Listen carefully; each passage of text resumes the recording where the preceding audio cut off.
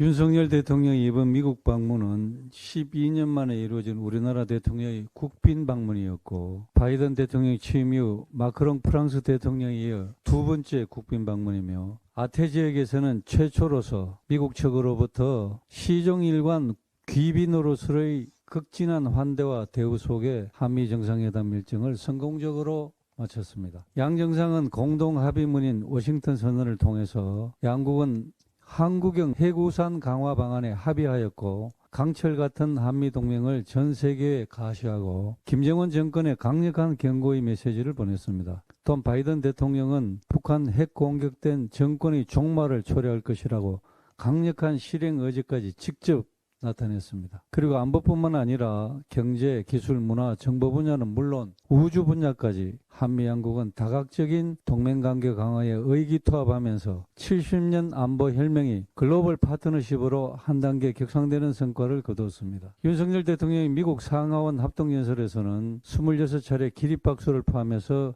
60여 차례의 박수를 받으며 미국 여야 의원 모두로부터 큰 호응을 얻기도 하였습니다. 이런 예상을 뛰어넘는 매우 성공적인 한미 정상회담 성과를 두고 민주당이 매우 곤혹스러워하는 점은 이해를 하더라도 빈껍데기 외교라는 등 막말 비난을 쏟아내는 도를 넘는 행태는 도무지 이해할 수가 없습니다. 그렇다면 민주당이 생각하는 성공적인 정상회담이란 도대체 어떤 정상회담을 말하는 것인지 묻고 싶습니다. 이번 한미 정상회담과 매우 비교가 되는 민주당 정부 때의 국빈 초청 한중 정상회담 생각이 납니다. 지난 2017년 문재인 대통령이 3박 4일 일정으로 중국을 국빈 방문했을 때 10끼 중 8끼를 혼자서 밥을 먹도록 중국 정부가 방치하다시피 하였고, 우리 대통령의 수행 기자단이 중국 공안들에게 무자비하게 폭행을 당하는 사태가 발생했을 때도 항의 한마디 못했고, 문재인 대통령이 대중관계 회복을 위한다며 중국의 삼불 정책을 약속하면서 군사 주권까지 스스로 포기하였고, 중국 대학생들에게 특강을 한답시고 중국은 높은 산봉우리, 한국은 작은 나라라는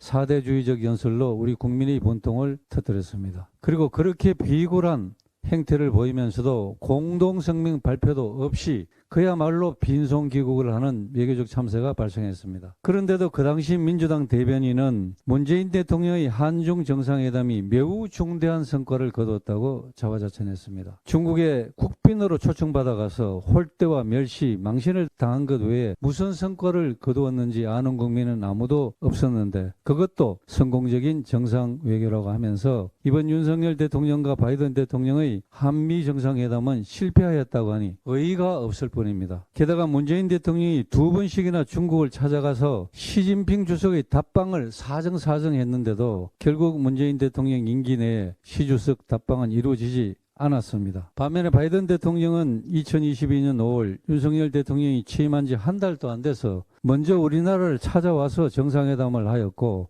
이번에 국빈으로 윤석열 대통령을 초청한 것입니다. 지금 윤석열 대통령의 성공적인 한미 정상회담이 대부분의 국민들께서도 높이 평가하고 있습니다만은 유독 민주당만 깎아내리기에 혈안이 되어 있는 모습이 애처롭기까지 합니다. 민주당은 양심이 있으면 문재인 대통령의 국빈 한중 정상회담과 윤석열 대통령의 한미 정상회담을 정직하게 비교하면서 솔직해지길 바랍니다. 민주당이 이재명 대표 방탄과 송영길 전 대표의 돈봉투 살포 범죄를 덮는데 온 힘을 쏟아부어야 하는 내부 사정이 있겠지만, 그렇다고 해도 외교에는 여야가 없는데 민주당의 발목 잡기를 넘어선 발목 꺾기식의 행태는 정말 잘못된 것입니다. 민주당은 제발 이성을 회복하고 국익을 위해 윤석열 정부의 외교 정책에 적극 협력하기 바랍니다.